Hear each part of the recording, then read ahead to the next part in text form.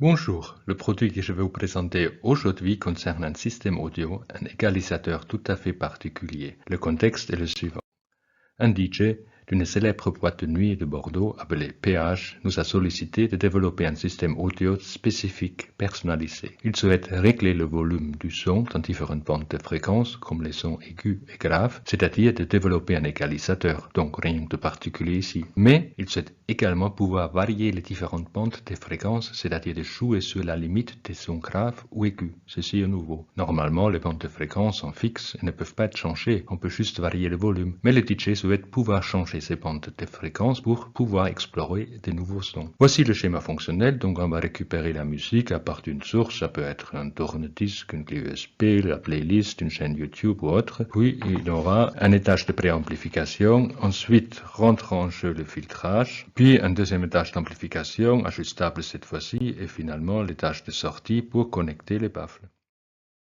Commençons à regarder les tâches de préamplification. On utilisera un circuit à base d'amplificateur opérationnel ou ampli-op. La configuration choisie est l'ampli non inverseur, comme on peut voir sur le schéma à gauche. Ses caractéristiques clés sont: il a un gain de 1 plus R2 sur 1, donc très facile à régler par le choix des valeurs de résistance, une impédance d'entrée très élevée, donc pas ou très peu de courant d'entrée, donc il ne chargera pas la source audio, et finalement une impédance de sortie très faible, donc on a en quelque sorte une source de tension commandée idéale. En conclusion, c'est un circuit très simple avec plein d'avantages. Et voici son implémentation. On remarque tout de suite que son implémentation est beaucoup plus complexe que le schéma précédent où on avait un ampli-op et deux résistances seulement. Cela vient du fait qu'on utilise seulement une alimentation, c'est-à-dire une batterie. Dans les schémas précédents, on voit que la tension de référence est 0, puisque l'entrée inverseuse est connectée à la masse via la résistance R1. Donc, ce circuit simple nécessite deux alimentations, à savoir plus et moins VCC. Dans le cas d'une alimentation unique, c'est-à-dire on alimente entre 0 volts et VCC, on doit générer une tension de référence qui est égale à VCC sur 2. Ceci est fait par le pont diviseur R3, R4, auquel est superposé le signal d'entrée via la capacité de liaison C1. Puis la boucle de rétroaction envoie les résistances R2 et R1 qui fixent le gain. La résistance R1 ne peut pas être connectée à la masse comme sur le montage simple. Par contre, en mettant un condensateur, on crée une masse virtuelle, c'est-à-dire le condensateur est un court-circuit pour les signaux alternatifs. Pour le choix de l'ampli-op, nous avons pris le TLE 2141. C'est un ampli-op à faible bruit, notamment pour la bande audio qui nous intéresse. Il ajoute une faible distorsion et on possède une puissance relativement élevée dans la bande passante. C'est pour ça, c'est un choix idéal pour les applications audio haute fidélité. Puis les performances de l'ampli-op sont relativement indépendantes de la tension d'alimentation couvrant la plage de plus ou moins 2 volts à plus ou moins 22 volts. Sur sa fiche technique, il recommande d'ajouter un condensateur en parallèle à R2 afin de le rendre plus stable en haute fréquence. Avant d'aller plus loin, nous allons déjà tester le préamplificateur qui se trouve ici à gauche, déjà implémenté sur la plaque DC. Le schéma équivalent se trouve ici. Donc on a deux résistances, le condensateur pour le diviseur tension, deux résistances, le condensateur se trouve ici. Donc on applique avec la batterie presque 5 volts, 4,9 volts. Donc le pont diviseur va nous gérer la moitié de cette tension-là et on a bien 2,45 volts ici. L'alimentation se trouve ici sur l'ampli-op, sur l'approche numéro 7, qu'on voit ici, 4,9 volts. Et la boucle de rétroaction R2, R1 du schéma se trouve ici.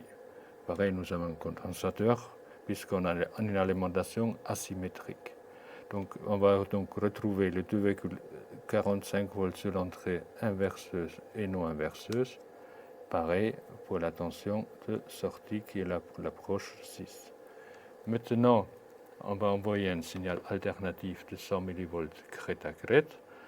Donc, on va visualiser ce signal sur l'oscilloscope. Et on a plus que 100 mV, on a 250 mV crête à crête mesuré avec cet oscilloscope. Et si on regarde le signal sur la sortie, on voit bien qu'on a un peu plus que de 0,7 volts, donc un gain de 3, un peu plus, comme prévu. Donc la partie ici, le réglage, c'est couplage AC, donc la partie continue de ce signal, elle est bloquée.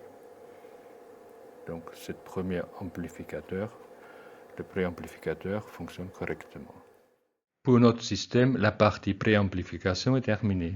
La partie filtrage sera traitée dans une vidéo à part. Dans le système d'aujourd'hui, elle sera remplacée par un fil. Nous nous intéressons maintenant au deuxième étage d'amplification. Comme on peut constater, il faudra deux amplificateurs ainsi que deux étages de sortie pour les sons aigus et pour les sons graves. Pour le deuxième étage d'amplification, nous allons réutiliser l'architecture de l'étage de préamplification puisque nous avons vu qu'il fonctionne très bien. Par contre, il y a quand même une différence par rapport au montage précédent. Ici, nous voyons qu'il y a un potentiomètre à la place de R1. Ceci nous permettra de changer la valeur de R1 et par conséquent, cela aura un impact sur le gain en tension puisque le gain dépend de cette valeur. Bien sûr, cet amplificateur de tension de type non inverseur possède les mêmes caractéristiques que le précédent, à savoir un gain en tension égal à 1 plus RT sur 1, une impédance d'entrée très élevée et une tension de sortie très faible. Ici, on voit son implémentation. À gauche, on reconnaît le préamplificateur qu'on vient d'étudier et à droite figure le deuxième étage d'amplification. Il est similaire à l'étage de préamplificateur, sauf qu'il y a deux amplis en parallèle. De plus, la résistance R1 est remplacée par des potentiomètres. Alors, le deuxième étage d'amplification qui se trouve sur ces schémas est de nouveau implémenté sur la plaque TC. Donc, on a un amplificateur, un ampli-op ici avec une boucle de rétroaction. L'amplificateur avec la boucle de rétroaction. Ici, la résistance, c'est un potentiomètre, c'est ce potentiomètre-là. Et le deuxième étage d'amplification, c'est pareil, c'est identique. L'amplificateur avec la boucle de rétroaction ici. Le signal d'entrée qui sort du préamplificateur, on l'a déjà testé tout à l'heure. On voit ce signal ici. Donc, ce signal arrive sur l'entrée non inverseuse de l'amplificateur en haut. Pareil, c'est l'entrée non inverseuse de cet amplificateur ici. Et par la boucle de rétroaction, il est amplifié. On voit sur la sortie de l'approche 6, le signal amplifié, pareil, ici. Donc maintenant, avec cette résistance qui est donc un potentiomètre, on peut tourner la valeur de potentiomètre. Donc on joue sur la valeur de résistance, donc on joue sur le gain et on peut par exemple, augmenter le gain jusqu'à on arrive à la saturation. Ici, pareil, pour cet étage-là, on peut tourner et à un moment donné, il va saturer. Donc, ce deuxième étage d'amplification fonctionne aussi comme prévu. Nous avons maintenant mis en place les étages d'amplification. Nous allons étudier l'étage de sortie. Voici le schéma complet avec les tâches de préamplification ainsi que le deuxième étage d'amplification. Étudions l'étage de sortie. La question est, pourquoi faut-il un étage de sortie? Pour répondre à cette question, il faut bien se rendre compte qu'on connecte un système audio, un baffle, pour écouter la musique. Qu'est-ce que cela implique? Regardons ce qui est écrit sur le dos du baffle. On peut lire 8 ohms. Électriquement, cela veut dire qu'on connecte une impédance de 8 ohms sur la sortie du système audio. Nous avons vu précédemment que la tension crête à crête du signal est proche de 4 volts. Donc, on a une amplitude de 2 volts selon la loi d'Ohm. Le courant I est égal à 2 volts sur 8 ohms ou égal à 250 mA. Cela est peut-être pas énorme, mais les ampli-op ne peuvent fournir que 20 mA en général. Donc, ils ne sont pas du tout adaptés pour fournir un courant important. C'est pour cela qu'il faut ajouter un étage de sortie. Nous allons pas trop compliquer la tâche et nous allons déjà prendre l'étage de sortie le plus simple, c'est-à-dire l'émetteur suiveur. Et voici le schéma. Donc on utilisera seulement un transistor dont la base est directement connecté à la sortie du deuxième étage d'amplification. Le point de repos est de 2,5 volts sur la sortie. Par conséquent, on trouve sur l'émetteur 2,5 moins 0,7, 1,8 volts. Donc l'exclusion du signal de sortie doit être inférieure à 1,8 volts avant distorsion. Nous allons tester l'étage de sortie ici. Donc il est constitué de deux transistors, deux résistances et de deux condensateurs. Les transistors se trouvent ici et là. Les résistances sont connectées sur l'émetteur ici et les condensateurs de liaison se trouvent ici respectivement. Donc sur la base de ce transistor, c'est la tension de sortie, la tension continue c'est 2,4 volts, 2,45 volts. On va vérifier cela. La base est connectée, c'est cette proche. On trouve bien 2,4 volts pour ce transistor. Et pareil, ici, 2,4 volts, 2,39. L'émetteur il est décalé de 0,7 volts, donc on trouve 2,5 moins 0,7, c'est normalement 1,7 volts, donc 1,66, donc c'est un peu plus que 0,7, pareil pour ce transistor-là.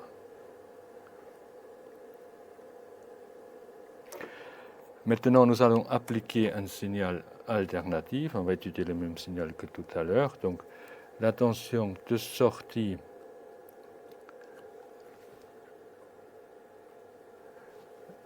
de l'étage d'amplification, on a ce signal-là, donc on va envoyer ce signal sur la base de ce transistor, donc ça va être le même, et sur l'émetteur, on trouve, puisque c'est un émetteur suiveur, le même signal si je regarde le signal là. Pareil, on va vérifier ici, juste donc sur la sortie, on a ce signal sinusoïdal qu'on retrouve sur l'émetteur ici. Maintenant, si je m'intéresse à la fois à la partie continue et alternative, on va régler le signal en DC.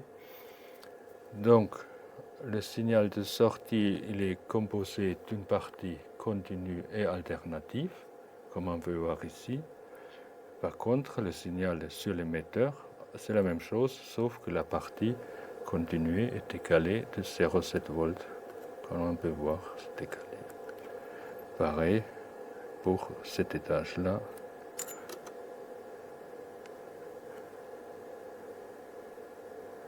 Voilà.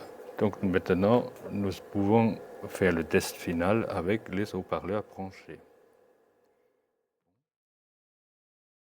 Nous avons testé l'ensemble des éléments, le préamplificateur, les deux étages de la deuxième application ainsi que les étages de sortie. Si on fait le point sur le matériel nécessaire pour réaliser ce système, on avait besoin d'une batterie, de baffles, de 3 ampliopes, de 2 transistors et de quelques potentiomètres, résistance et condensateurs. Cela revient à un peu moins de 25 €, ce qui n'est pas excessif. Nous avons un petit système audio tout à fait opérationnel. Rappelons que nous alimentons le système avec une batterie de 5 volts, donc le son est forcément limité. Mais il permet d'explorer et comprendre pas mal de choses. Donc par la suite, nous allons ajouter des filtres afin d'étendre ou raccourcir les plages, des graves et des aigus. Donc nous allons tester le système avec les haut-parleurs. Donc j'ai connecté un haut-parleur pour les aigus à gauche, un autre haut-parleur avec pour les basses à droite, à la sortie de l'étage d'amplification, l'étage de sortie. Ensuite, le signal, je vais envoyer un signal qui sort de mon téléphone portable avec un adaptateur Bluetooth qui envoie ce signal sur l'entrée de l'amplificateur. Donc nous allons écouter le son, voir si on peut saturer ou pas, si on peut amplifier le son, et aussi regarder le comportement d'un son sur l'oscilloscope.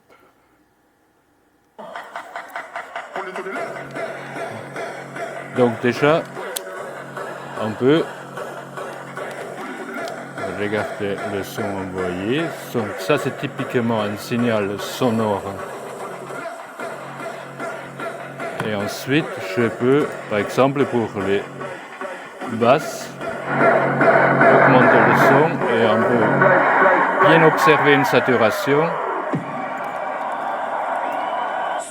Donc nous allons étudier pareil le signal pour les aigus. Ici on voit le signal sur l'oscilloscope et on peut avec cet potentiomètre régler le volume jusqu'à la saturation.